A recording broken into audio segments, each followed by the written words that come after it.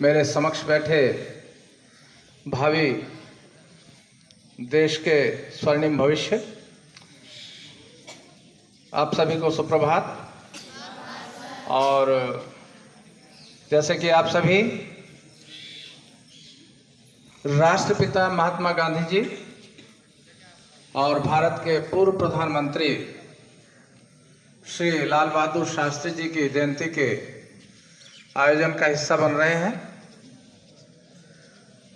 और ये आयोजन इसलिए किए जाते हैं ताकि हम अपने महापुरुषों से परिचित हो सकें।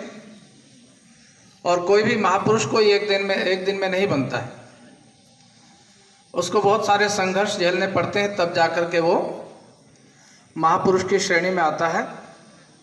अभी बहुत सारे बच्चों ने कार्यक्रम किया, आपको बताया कैसे कैसे उन्होंने भारत को उस समय पर जब हमारा देश पराधीन था दशा दी और दिशा दी।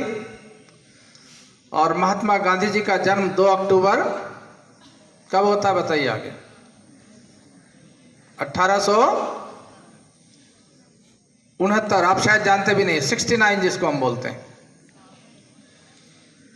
गुजरात में इनका जन्म होता है और इनके पिता दीवान थे, पैसे की कोई कमी नहीं थी। मात्र 13 वर्ष की अवस्था में इनकी शादी हो जाती है और 89 में ये चले जाते हैं इंग्लैंड पढ़ने के लिए। शादी के बाद शायद इतनी इनकी पत्नी ने प्रेरित किया होगा, कस्तूरबा गांधी जी ने, तो वो उस समय पर सबसे जो प्रतिष्ठित डिग्री हुआ करती थी वो बैरिस्टर की हुआ करती थी। तो बैरिस्टर की पढ़ाई के लिए चले जाते हैं इंग्लैंड और वहाँ से वापस आते हैं 91 में।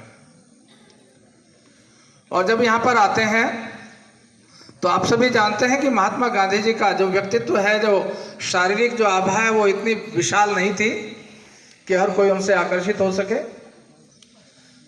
वो भारत में रहे, उनको कोई केस नहीं मिले, जगह जगह गए लेकिन कोई केस नहीं मिले, कोई केस मिले भी तो वो हार गए। तो बाकी ने सोचा कहीं ऐसा ना हो मैं फांसी मिल जाए, तो बाकी सब जो केस थे वो भी वापस ले लिए लोगों ने। लेकिन इससे वो निराश नहीं हुए और अंत में एक दूसरे प्रोफेशन की ओर जाते हैं जिसको हम टीचिंग कहते हैं, शिक्षण कहते हैं।